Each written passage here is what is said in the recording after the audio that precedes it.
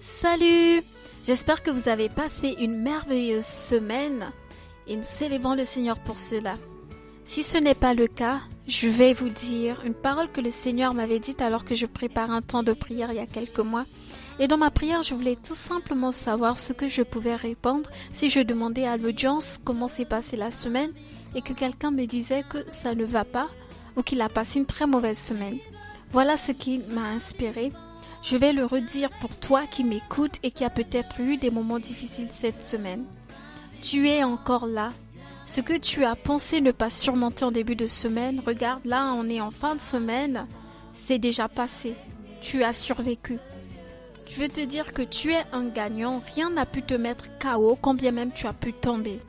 Souviens-toi alors que tu es plus fort que ce que tu as traversé cette semaine. Invite un ami autour de la causerie, commente, aime et partage. Dis-lui que le nouvel épisode est là.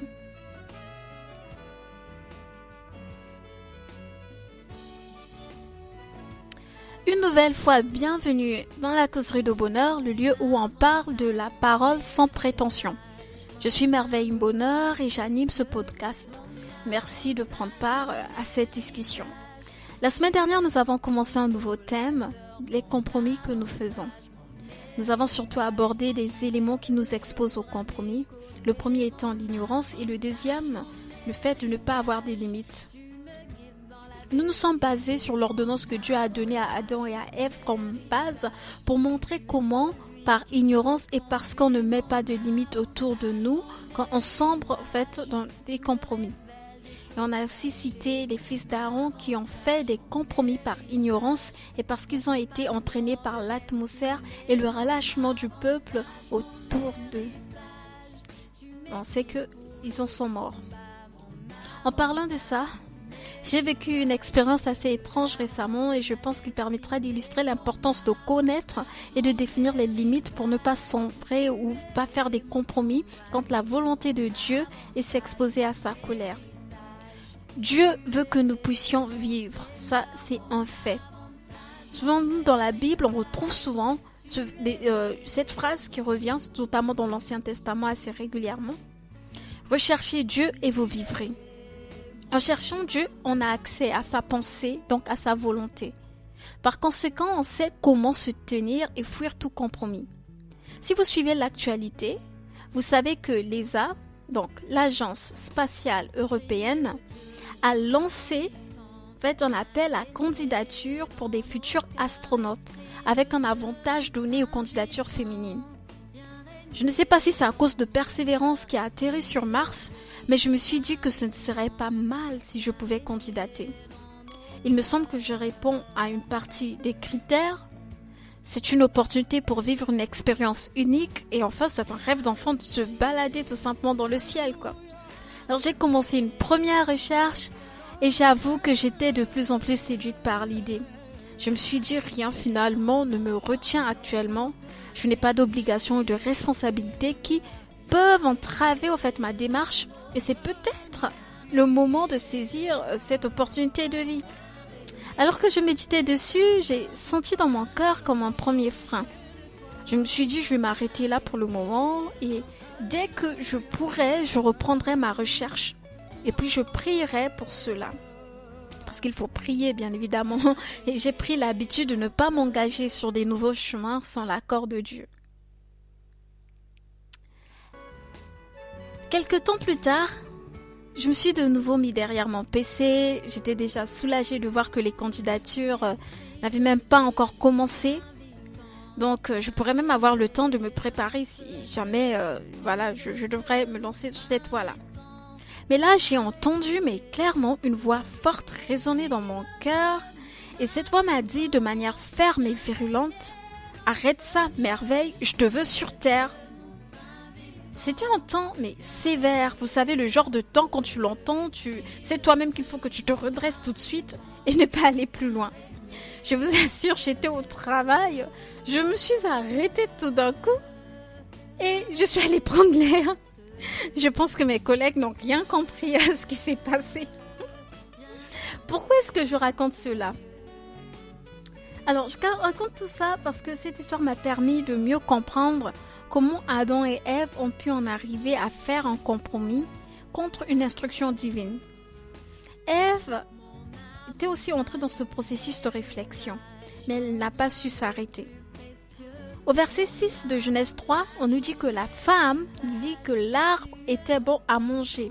De la même manière, j'ai vu que ce projet de devenir astronaute est bon. Vous vous rappelez, la semaine dernière, nous avons dit que quand Dieu a donné un ordre, au travers de cela, il a établi un standard de ce qui est bon et de ce qui est mal. Or là, pour la première fois, l'homme, donc surtout Ève, a jugé elle-même de ce qui était bon sans se référer à la parole de Dieu. Combien d'éléments juges-tu bon pour toi? Quel arbitrage utilises-tu pour tes choix quotidiens? Le compromis commence quand on ne juge pas selon la parole de Dieu, mais selon nos propres critères. Vous me direz peut-être, mais Merveille, si je ne connais pas la volonté de Dieu, comment je vais savoir ce qui est bon? Ma petite histoire du début montre que la voix de Dieu résonne au-dedans de nous.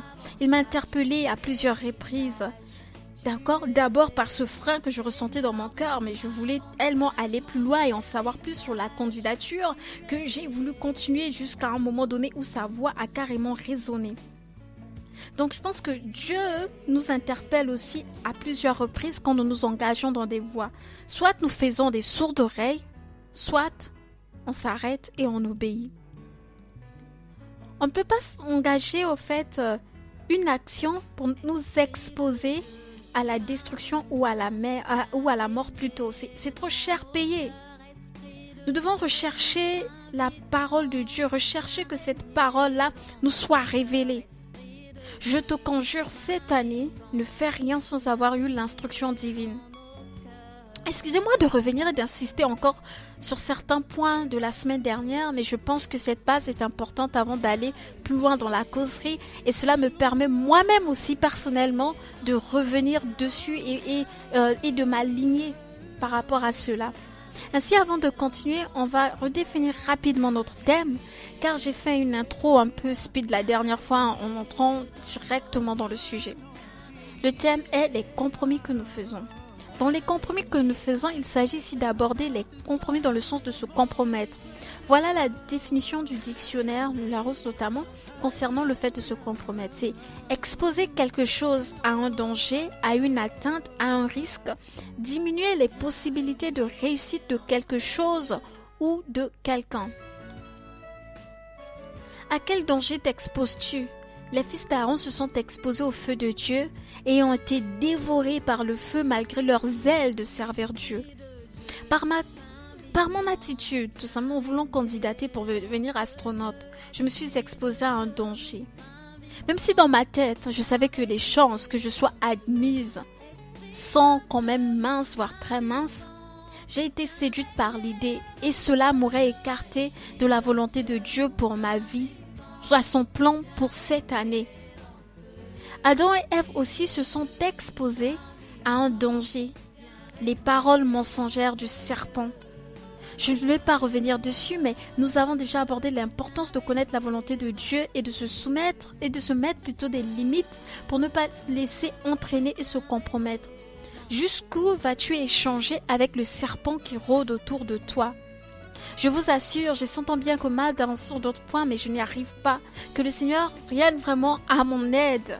Parce que ces discussions-là avec ce serpent qui rôde, avec ces paroles mensongères, doivent réellement prendre fin. Dans Genèse 3, nous voyons comment Ève s'est compromise parce qu'elle a cru à certaines choses. Il y a quelques mois, j'ai appris que nous acceptons et cohabitons avec plusieurs pensées sataniques comme Ève dans ce jardin. Et ces pensées nous poussent à nous compromettre. Je ferai peut-être un podcast spécifique sur ce sujet. Dites-moi en commentaire si le thème les pensées sataniques que nous acceptons peut vous intéresser. En attendant, nous voyons aussi comment Jésus a dû faire taire des pensées sataniques qui voulaient cohabiter avec lui alors qu'il s'apprêtait à vivre un moment crucial dans sa vie. C'est dans Marc 8, verset 33, qu'on voit que Jésus parle à Pierre en lui disant « Arrière de moi, Satan, car tes pensées ne sont pas celles de Dieu, mais celles des hommes. » Pierre avait donc accepté et il cohabitait avec des pensées sataniques. Jésus dit à Satan que ses pensées sont celles des hommes. Tes pensées sont-elles des pensées divines, des pensées humaines ou des pensées sataniques?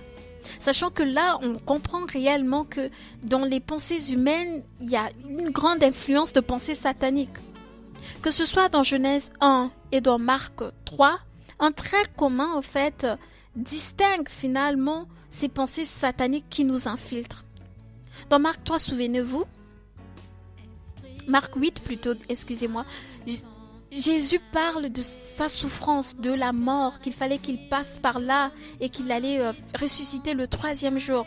Et dans Genèse 3, on voit Ève qui explique l'instruction qu'elle a reçue de Dieu, qui est de ne pas manger du fruit de l'arbre, de la connaissance du bien et du mal. Au travers de Pierre, Satan dit ceci: tu n'as pas besoin de mourir, de laisser les anciens et les principaux sacrificateurs te tuer plutôt. Tu peux régner autrement sans passer par la souffrance. Avec Ève, il dit, tu peux devenir comme Dieu, décider toi-même de ce qui est bien et ce qui est mal, mettre ta propre échelle de valeur. Dans les deux cas, on a une finalité qui est celle de régner sur terre comme Dieu. Or, c'est notre destinée, être des dieux sur terre. Le chemin de l'élévation pour Jésus était la mort. Pour Ève, c'était l'obéissance totale. Cependant, au travers de ces histoires, on voit que le diable nous vend une alternative autre que celle choisie par Dieu. Il veut nous dire que le plus important n'est pas ce que nous faisons, mais ce que nous obtenons. Tu peux éviter la souffrance et connaître la gloire. Tu peux désobéir à Dieu et opérer comme lui. Ce qu'on obtient par compromis, on le garde par compromis. Imagine que tu es menti par exemple pour avoir quelque chose. Eh bien, tu es maintenant lié à ce mensonge et pour te préserver ou garder cela, tu vas continuer à mentir. Dans quel domaine t'es-tu compromis? Les compromis répondent à un besoin présent mais impactent durablement et détruisent notre avenir. Quels sont les compromis que tu as faits et que tu fais dans ta marche chrétienne? Acceptes-tu des pensées sataniques? Penses-tu que la fin justifie les moyens? Que nos pensées soient renouvelées, qu'au travers de cet échange, quelqu'un puisse rejeter les pensées sataniques, les pensées humaines et embrasser pleinement les pensées divines.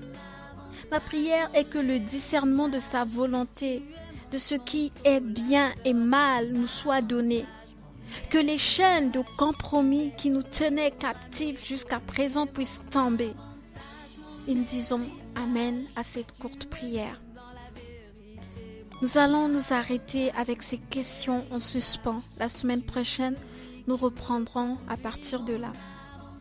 Merci d'avoir contribué à cette causerie. N'oubliez pas de partager et continuons nos échanges sur les différents canaux de Écrits de bonheur. Que le Seigneur vous bénisse. Paix et grâce